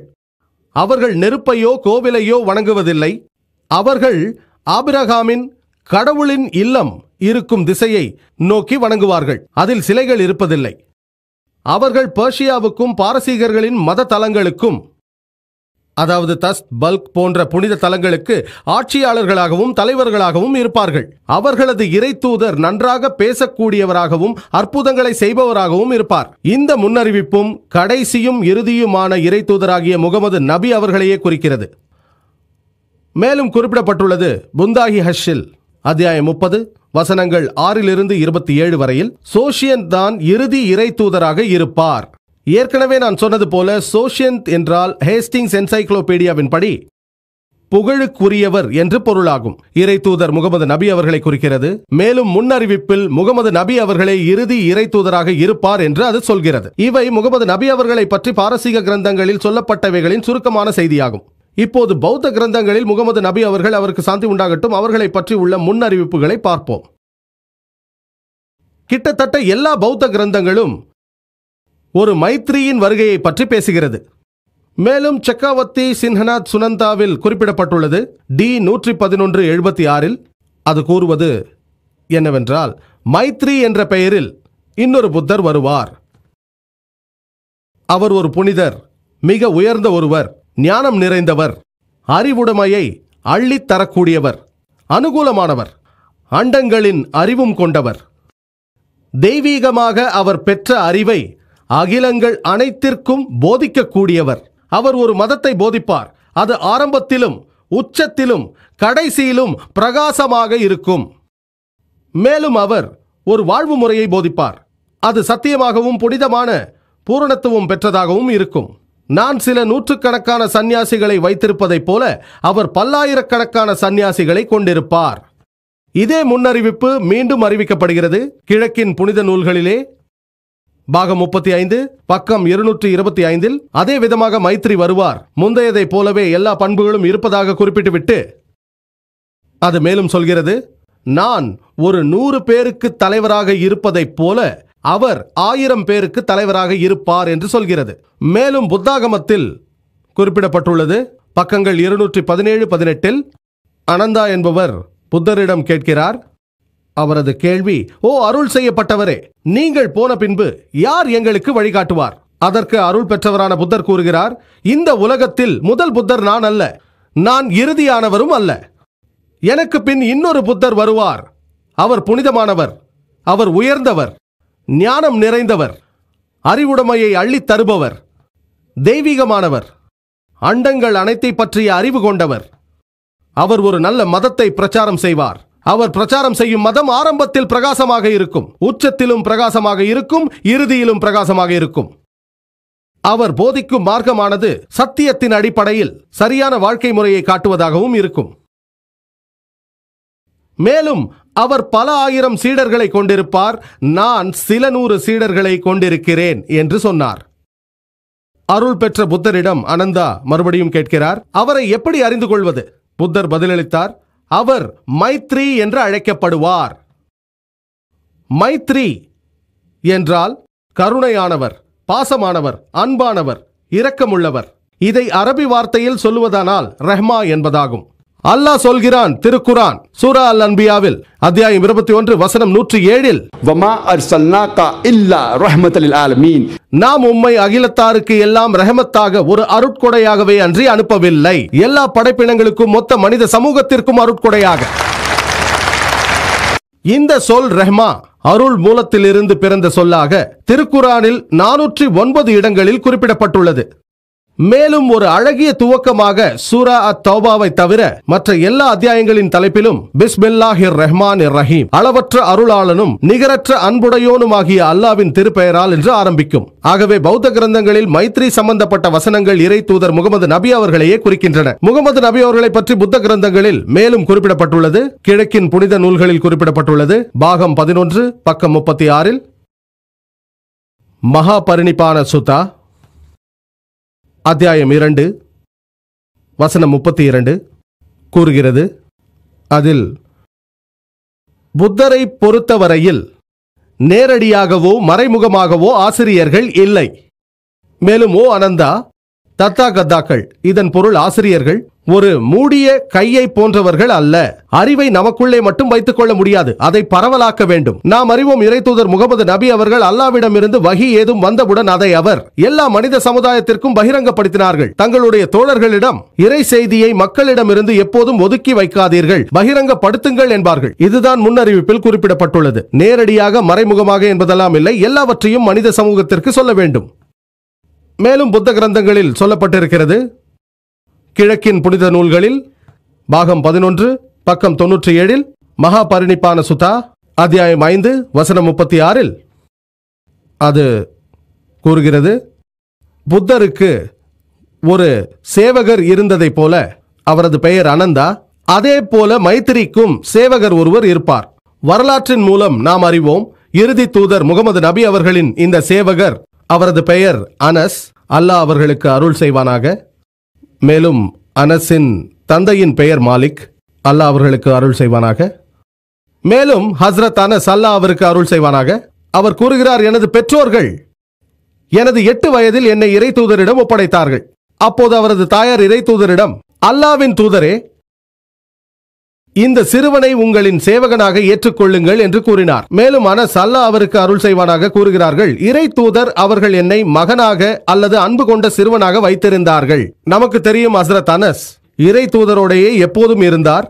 யுத்தம் அல்லாத காலத்திலும், யுத்த காலத்திலும், பாதுகாப்பான சந்தர்ப்பங்களிலும், அபாயகரமான நேரங்களிலும். ஆகவே அவர் அனந்தாவுக்கு இணையாக சொல்ல முற்றிலும் பொருத்தமானவர். நமக்கு தெரியும், ஒரு மதம் பிடித்த யானை புத்தரை நோக்கி வரும்போது அனந்தா புத்தருக்கு முன்பாக நின்றார். அதே போலவே நமக்கு தெரியும், ஹஸ்ரத் அனஸ், அல்லாஹ் அவரை பொருந்திக் கொள்வானாக, உஹது போரில் தனது 11வது வயதில் முகமது நபி அவர்களை எதிரிகள் நெருங்கிய வேளையிலும் ஹஸ்ரத் அனஸ், அல்லாஹ் அவரை பொருந்திக் கொள்வானாக, இறை தூதருக்கு முன்னால் நின்றார். அதே போலவே ஹுனைன் போரிலும் தனது 16வது வயதில் எதிரிகள் இறை தூதரை சூழ்ந்து கொண்ட போதிலும் ஹஸ்ரத் அனஸ், அல்லாஹ் அவரை பொருந்திக் கொள்வானாக, இறை தூதருக்கு முன்பாக நின்றார். ஆகவே அவரை மிகச் சரியாக அனந்தாவோடு ஒப்பீடு செய்யலாம். மதம் பிடித்த யானை ஒன்று புத்தரை நோக்கி வரும்போது அனந்தா புத்தருக்கு முன் நின்றார்.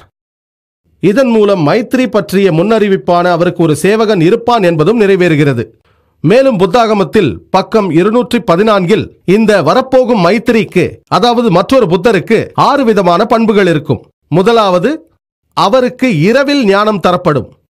இரண்டாவது, ஞானம் பெற்ற பிறகு ஒளி பொருந்தியவராக காணப்படுவார். மூன்றாவது, இயற்கையாகவே மரணம் அடைவார். நான்காவது, அவர் மரணம் இரவிலே நடக்கும். ஐந்தாவது, இறந்த பின் ஒளி வீசக்கூடியவராக இருப்பார். ஆறாவது, அவர் இறந்த பின் மீண்டும் உடல் ரீதியாக இந்த உலகில் காணப்பட மாட்டார். இந்த 6 பண்புகளும் கட்டளை விதிகளும் இறுதி தூதர் முகமது நபி அவர்களை தவிர வேறு யாருக்கும் பொருந்துவதில்லை. நாம் அறிவோம், முகமது நபி அவர்களுக்கு முதலில் வஹி வந்தது இரவு நேரத்தில். நான் முன்பே கூறினேன், திருக்குரானில் கூறப்பட்டுள்ளது. சூரா துக்கான் அத்தியாயம் 44 வசனங்கள் 2 மற்றும் 3, சூரா அல் கத்ரா அத்தியாயம் 97 வசனம் 1 நாம் அதை கண்ணியமிக்க இரவில் இறக்கினோம் என்கிறான். மேலும் அவர் ஒளி பொருந்தியவராக மாறுவார். நமக்கு தெரியும், முகமது நபி அவர்கள் ஞானம் பெற்றவுடன் அப்படித்தான் மாறினார். இயற்கை மரணம் அடைவார் என்று மேலும் சொல்லப்பட்டிருக்கிறது. முகமது நபி அவர்கள் அப்படித்தான் இருந்தார்கள்.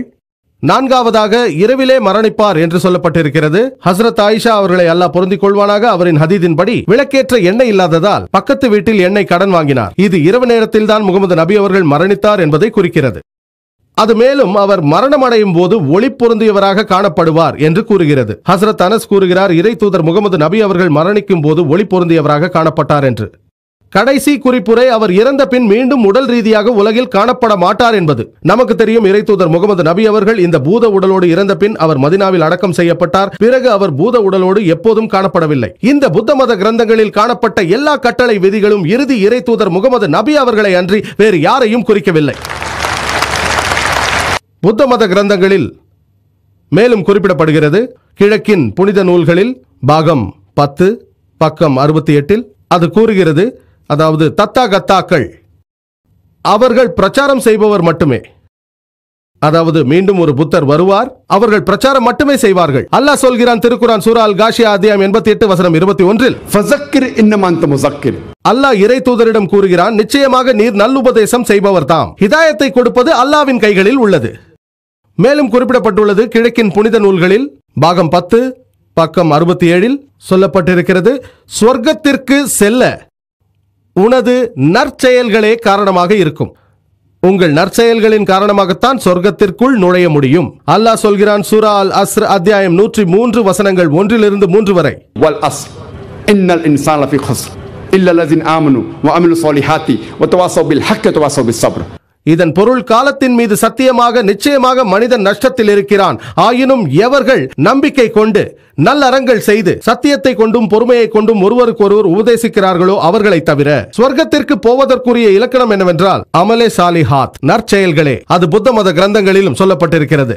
மேலும் இது குறித்து தம்மப்பதம் மத்தாய சுத்தா 151 சொல்லப்பட்டிருக்கிறது. அது மற்றும் ஒரு புத்தா, அதாவது இறுதியான மைத்ரி வருவதற்கான இலக்கணம் கூறுகிறது. அவர் மனித இனத்திற்கு ஒரு அருட்கொடையாக வருவார் என்கிறது. அன்பானவராக இருப்பார், மனித சமூகத்திற்கு முன்மாதிரியாக இருப்பார், கருணை உள்ளம் கொண்டவராக உண்மையானவராக இருப்பார் என்று சொல்கிறது. ஆகவே இந்த எல்லா இலக்கணங்களையும் ஆராய்ந்தால் அது நிச்சயமாக இறுதி இறை தூதர் முகமது நபி அவர்களை தவிர வேறு யாரும் இருக்க முடியாது. இதுவே புத்த மத கிரந்தங்களில் இறுதி இறை தூதர் முகமது நபி அவர்களை பற்றி குறித்துள்ளதின் சுருக்கமான செய்தியாகும். இப்போது நாம் யூத மற்றும் கிறிஸ்தவ நூல்களில் முகமது நபி அவர்களை பற்றிய முன்னறிவிப்புகளை பார்ப்போம். யூத மற்றும் கிறிஸ்தவ நூல்கள் 2 வகையாக புதிய ஏற்பாடு பழைய ஏற்பாடு என்று பிரிந்து காணப்படுவதை நாம் அறிவோம். பைபிள் கத்தோலிக்கர்களை பொறுத்தவரையில் 73 புத்தகங்களை, புரோட்டஸ்டன்ட்களை பொறுத்தவரையில் அவர்கள் 7 புத்தகங்களை சந்தேகத்திற்கு இடமானவை என்று ஒதுக்கி தள்ளிவிட்டார்கள். ஆகவே மொத்த பைபிளில் 66 புத்தகங்கள் உள்ளன. கத்தோலிக்கர்கள் மற்றும் புரோட்டஸ்டன்ட்களின் புதிய ஏற்பாட்டில் 27 புத்தகங்கள் உள்ளன. ஆனால் கத்தோலிக்கர்களின் பழைய ஏற்பாட்டில் 46 புத்தகங்களும் புரோட்டஸ்டன்ட்களின் பழைய ஏற்பாட்டில் 39 புத்தகங்களும் உள்ளன. பழைய ஏற்பாடு இயேசு கிறிஸ்து அவருக்கு சாந்தி உண்டாகட்டும் அவருக்கு முன் வந்த இறை தூதர்களின் கதைகளை பற்றி சொல்கிறது. புதிய ஏற்பாடு இயேசு கிறிஸ்து அவர் மீது சாந்தி உண்டாகட்டும் அவரது வாழ்க்கையையும் செய்தியையும் கூறுகிறது. முதலாவதாக நாம் யூத மத நூல்களில் முகமது நபி அவர்களை பற்றி முன்னறிவிப்பு செய்யப்பட்டதை பார்ப்போம். பழைய ஏற்பாட்டில் கூறப்பட்டிருக்கிறது. உபாகமம் புத்தகத்தில் அதிகாரம் 18 வசனம் 18 அது சொல்கிறது, எல்லாம் வல்ல இறைவன் சொல்கிறான், உன்னை போல் ஒரு தீர்க்கதரிசியை நான் அவர்களுக்காக அவர்கள் சகோதரர்களிலிருந்து எழும்ப பண்ணி என் வார்த்தைகளை அவர் வாயில் அருள்வேன், நான் அவருக்கு கற்பிப்பதையெல்லாம் அவர்களுக்கு சொல்லுவார். இந்த முன்னறிவிப்பு கூறுகிறது, நான் ஒரு தூதரை அவரின் சகோதரர்களிலிருந்து எழுப்புவேன், அதாவது உம்மை போல மோசே அவருக்கு சாந்தி உண்டாகட்டும் அவரை போல. இதனால் கிறிஸ்தவர்கள் இந்த முன்னறிவிப்பு இறை தூதர் இயேசு கிறிஸ்து அவருக்கு சாந்தி உண்டாகட்டும் அவரை தவிர வேறு யாரும் இல்லை என்று கூறுகிறார்கள். இயேசு கிறிஸ்து அவருக்கு சாந்தி உண்டாகட்டும் அவரை எப்படி குறிக்கிறது என்று கேட்டால், அந்த முன்னறிவிப்பு வரப்போகும் இறை தூதர் மோசேவை போல இருக்க வேண்டும் என்கிறபடியினால் என்கிறார்கள். இயேசு கிறிஸ்து அவருக்கு சாந்தி உண்டாகட்டும் மோசே அவருக்கு சாந்தி உண்டாகட்டும் அவரை போலத்தான் இருந்தார். அவர்களுக்குள் என்ன ஒற்றுமை என்று கேட்டால் அவர்கள் கூறுவது, மோசே மற்றும் இயேசு அவர்களுக்கு சாந்தி உண்டாகட்டும் அவர்கள் இருவருமே இறை தூதர்கள் ஆவார்கள், மேலும் இருவருமே யூதர்கள். ஆகவே இந்த முன்னறிவிப்பு இயேசு கிறிஸ்து அவருக்கு சாந்தி உண்டாகட்டும் அவரை பற்றியதுதான் என்பார்கள். இவை 2 மட்டும்தான் தேர்வு முறையானால், இவ்விரண்டு மட்டும்தான் அந்த முன்னறிவிப்பை நிறைவுபடுத்துமானால், அவர் ஒரு யூதர் இறை தூதர் என்பது மட்டும் போதுமானால், மோசே அவருக்கு சாந்தி உண்டாகட்டும் அவருக்கு பின்னால் வந்த அத்தனை இறை தூதர்களுக்கும் இந்த முன்னறிவிப்பு பொருந்தும். உதாரணத்திற்காக இறை தூதர் சுலைமான், எசேக்கியேல், ஏசாயா, தானியேல், ஹோசையா, ஜோயல், யோவான் ஸ்நானகர் அவர்கள் அனைவருக்கும் சாந்தி உண்டாகட்டும். இவர்கள் எல்லோரும் இறை தூதர்கள் தான், இவர்கள் எல்லோரும் யூதர்கள், இவர்களுக்கும் இந்த முன்னறிவிப்பு பொருந்தும். ஆனால் நாம் நன்றாக ஆராய்ந்தால் இந்த முன்னறிவிப்பு கடைசியும் இறுதியுமான இறை தூதர் முகமது நபி அவர்களை தவிர வேறு யாருக்கும் பொருந்தாது என்பது தெரிய வரும். அந்த முன்னறிவிப்பு என்ன சொல்கிறது என்பதை பார்ப்போம். அது சொல்கிறது, உம்மை போல ஒரு தூதரை அவர்களுக்காக அவர்களின் சகோதரர்களின் மத்தியிலிருந்து எழும்ப பண்ணுவேன், மோசே அவருக்கு சாந்தி உண்டாகட்டும் அவரை போல. நாம் ஆராய்ந்தால் மோசேவும் முகமது நபி அவர்களும் அவர்களுக்கு சாந்தி உண்டாகட்டும் இருவருமே இயற்கையாக பிறந்தார்கள். ஆனால் இயேசு கிறிஸ்து அவருக்கு சாந்தி உண்டாகட்டும் அவரோ இயற்கையாக பெறப்படவில்லை, அவர் எந்த ஆடவரின் தொடர்பும் இல்லாமல் பிறந்தார். இது குறித்து திருக்குரான் சூரா ஆல இம்ரான் அத்தியாயம் 3 வசனங்கள் 45 to 47 வரை சொல்லப்பட்டிருக்கிறது. மேலும் பைபிளிலும் மத்தேயு சுவிசேஷம் அதிகாரம் 1 வசனம் 18 மேலும் லூக்கா சுவிசேஷம் அதிகாரம் 1 வசனம் 35 அவர் எந்த ஆடவரின் தொடர்பும் இன்றி அதிசயமாக பிறந்தார் என்று சொல்லப்பட்டிருக்கிறது. ஆகவே முகமது நபி அவர்கள் அவருக்கு சாந்தி உண்டாகட்டும் மோசே அவருக்கு சாந்தி உண்டாகட்டும் அவரை போல இருந்தார். இயேசு கிறிஸ்து மோசே அவருக்கு சாந்தி உண்டாகட்டும் அவரை போல இல்லை. மேலும் நீங்கள் ஆராய்ந்தால் இறை தூதர் முகமது நபி அவர்களும் இறை தூதர் மோசேவும் அவர்களுக்கு சாந்தி உண்டாகட்டும் இருவரும் பெண்களை திருமணம் முடித்து குழந்தைகளையும் பெற்றவர்கள். பைபிளை பொறுத்தவரையில் இயேசு கிறிஸ்து அவருக்கு சாந்தி உண்டாகட்டும் அவருக்கு திருமணமாகவில்லை, ஆகவே குழந்தைகள் இல்லை. இயேசு கிறிஸ்து மோசேவை போன்றவர் அல்ல, முகமது நபி அவர்கள் மோசேவை போன்றவர். அனைவருக்கும் சாந்தி உண்டாகட்டும். மேலும் நீங்கள் ஆராய்ந்தால் இறைத்தூதர் முகமது நபி அவர்களும் இறைத்தூதர் மோசே அவர்களும், அவர்களுக்கு சாந்தி உண்டாகட்டும், அவர்கள் இருவருமே இயற்கையாக மரணம் அடைந்தார்கள். ஆனால் இறைத்தூதர் இயேசு, அவருக்கு சாந்தி உண்டாகட்டும், அவரது மரணம் இயற்கையானது அல்ல.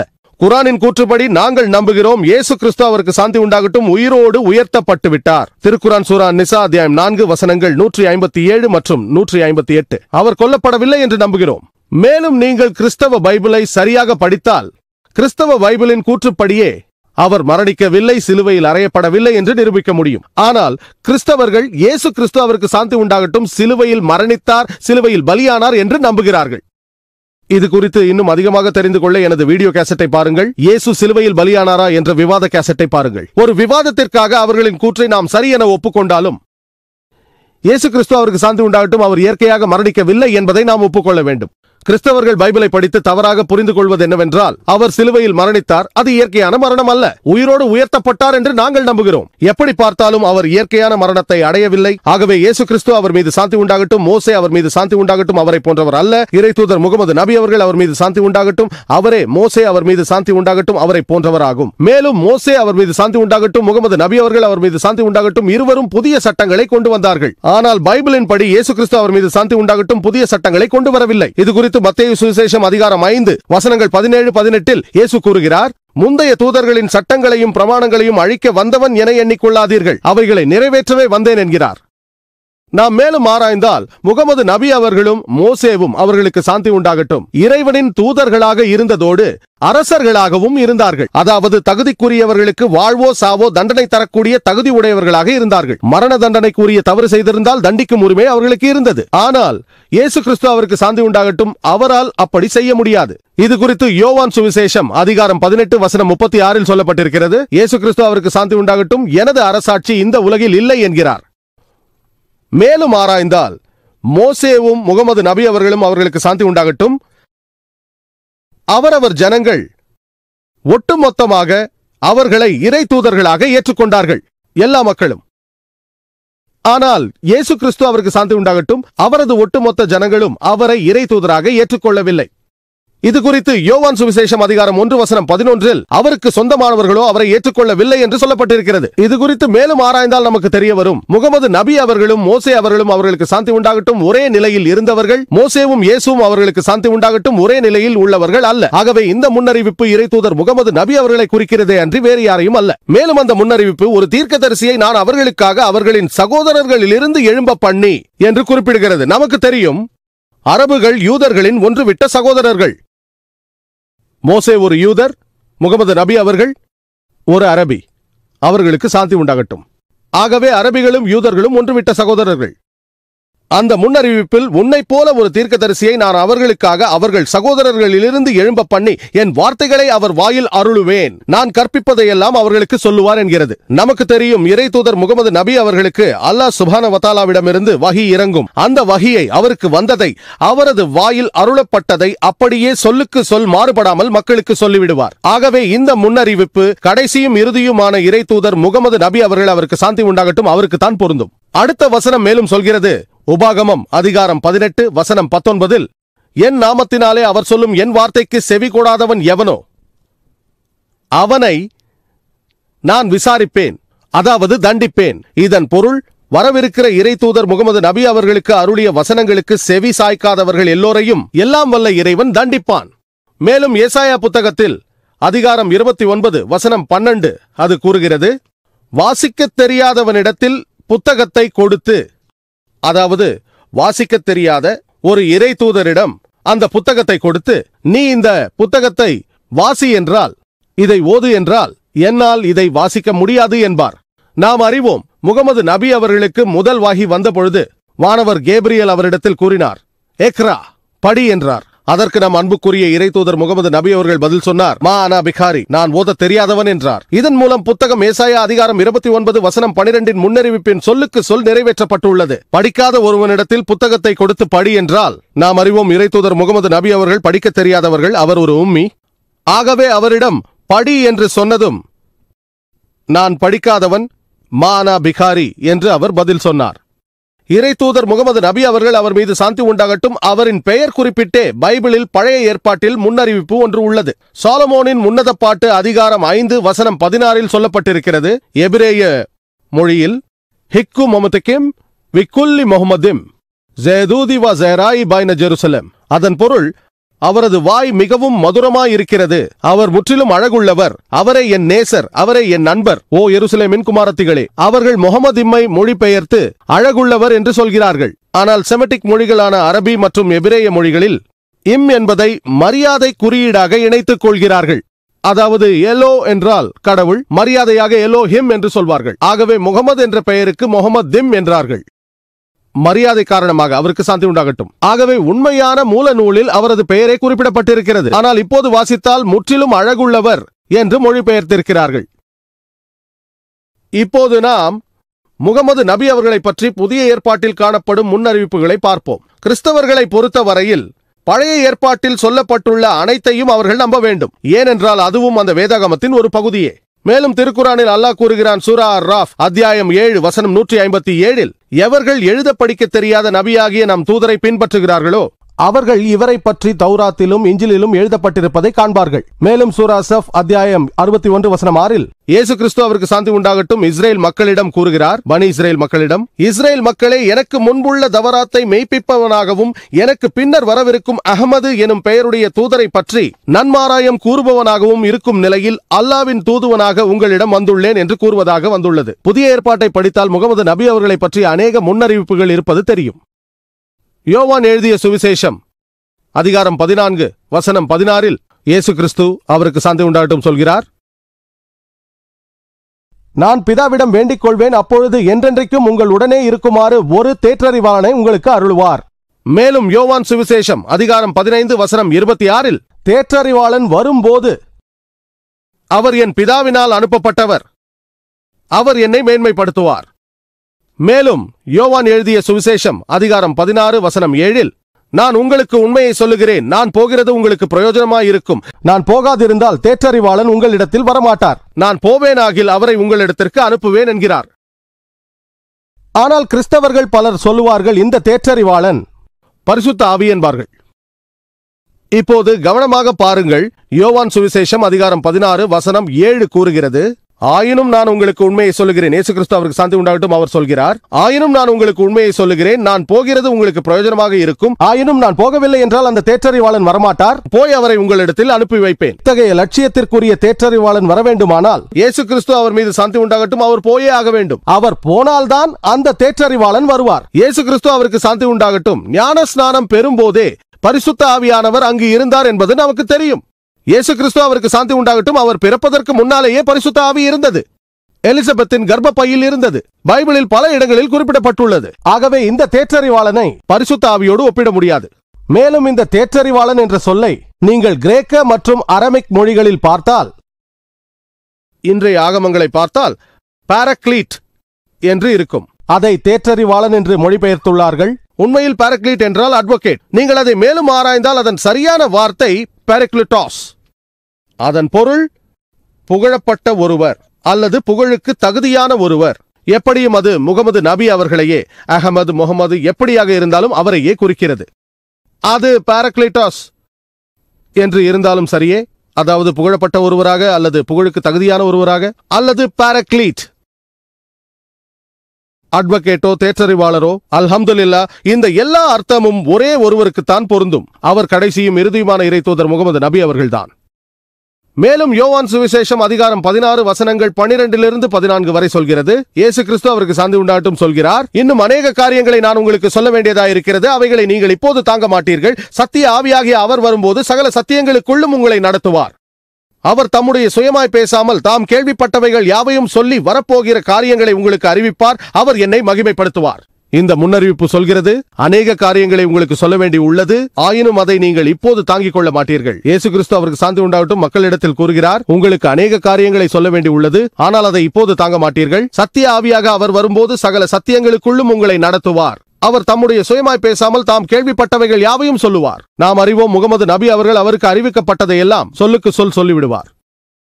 அவர் தம்முடைய சுயமாய் பேச மாட்டார், தாம் கேள்விப்பட்டதையெல்லாம் கூறுவார். வரப்போகிற காரியங்களை உங்களுக்கு அறிவிப்பார். அவர் என்னை மேன்மைப்படுத்துவார். நமக்கு தெரியும், முகமது நபி அவர்கள் இயேசு கிறிஸ்துவை மகிமைப்படுத்தி உள்ளார்கள். திருக்குரானிலும் சரி, ஹதீதுகளிலும் சரி. நாங்கள் இயேசு கிறிஸ்து அவருக்கு சாந்தி உண்டாகட்டும், அல்லாஹ் சுப்ஹானஹு வ தஆலாவின் மிக வல்லமை மிக்க இறை தூதர்களில் ஒருவர் என நம்புகிறோம். இயேசு கிறிஸ்து அவருக்கு சாந்தி உண்டாகட்டும், மெசாயா மொழிபெயர்த்தால் கிறிஸ்து என்பதையும் நம்புகிறோம். அவர் அதிசயமாக பிறந்தார், எந்தவித ஆண்கள் தொடர்புமின்றி கருவானார் என்பதையும் நம்புகிறோம். இன்றைய நவீன கிறிஸ்தவர்கள் கூட இதை நம்புவதில்லை. அவர் இறைவனின் அனுமதியோடு இறந்தவரை உயிர்ப்பித்தார் என நம்புகிறோம். பிறவி குருடர்களை, குஷ்டரோகிகளை இறைவனின் அனுமதியோடு சுகப்படுத்தினார் என நம்புகிறோம். ஆகவே முகமது நபி அவர்கள் இயேசு கிறிஸ்து அவருக்கு சாந்தி உண்டாகட்டும் அவரை மகிமைப்படுத்தினார். ஆகவே இந்த முன்னறிவிப்பு கடைசியும் இறுதியுமான இறை தூதர் முகமது நபி அவர்களை அன்றி வேறு யாரையும் குறிக்கவில்லை.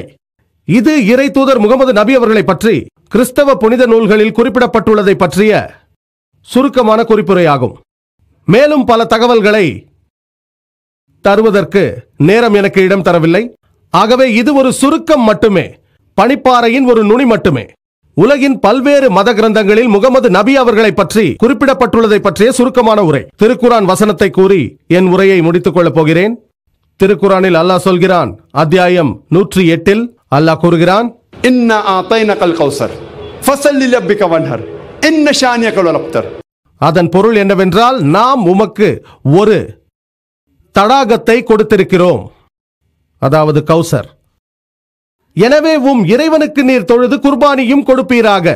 நிச்சயமாக உம்முடைய பகைவன் அவன்தான் சந்ததியற்றவன். முகமது நபி அவர்களின் பகைவனுக்கு எல்லா எதிர்கால நம்பிக்கைகளும் துண்டிக்கப்படும். வாஹிரு தவானா அல்ஹம்துலில்லாஹி ரப்பில் ஆலமீன்.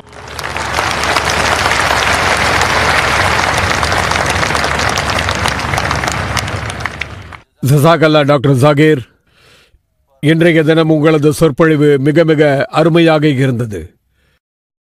நாம் இன்றைய நிகழ்ச்சியின் இரண்டாவது பகுதியான கேள்வி பதில் பகுதிக்கு வந்துள்ளோம். இந்த கேள்வி பதில் பகுதி கீழ்கண்டவாறு நடைபெறும். ஒலி வாங்கிகள் எனது இடதுபுறத்திலும் எனக்கு முன்பாக மத்தியிலும் இருக்கின்றன. இன்னொரு ஒலி வாங்கி பெண்கள் பகுதியில் உள்ளது. கேள்வி கேட்க விரும்புவோர் ஒலி வாங்கிகளுக்கு முன்னால் வந்து அவர்கள் கேள்வியை கேட்கலாம். கேள்வி கேட்பவர்கள் முதலில் தலைப்பை ஒட்டியே கேட்க வேண்டும். ஆனால் முஸ்லிம் அல்லாத சகோதரர்களுக்கு அந்த கட்டுப்பாடுகள் கிடையாது. அவர்கள் எந்த கேள்வியும் கேட்க உரிமை உள்ளவர்கள். கேள்வி கேட்பவர்கள் அவர்கள் பெயரையும் தொழிலையும் குறிப்பிட வேண்டும். கேள்விகள் சுருக்கமாகவும் சிறியதாகவும் இருக்க வேண்டும். அது நீண்ட அறிமுக உரையாக இருக்கக்கூடாது. நேரம் சேமிக்கப்பட வேண்டும். எமது தொண்டர்களுக்கு விசேஷமாக வேண்டிக் கொள்வது என்னவென்றால், ஒலிவாங்கிகளுக்கு முன் வருகிறவர் குறிப்பாக முஸ்லிம் அல்லாத சகோதரர் தானா என்பதை நிச்சயித்துக் கொள்ளுங்கள். இப்போது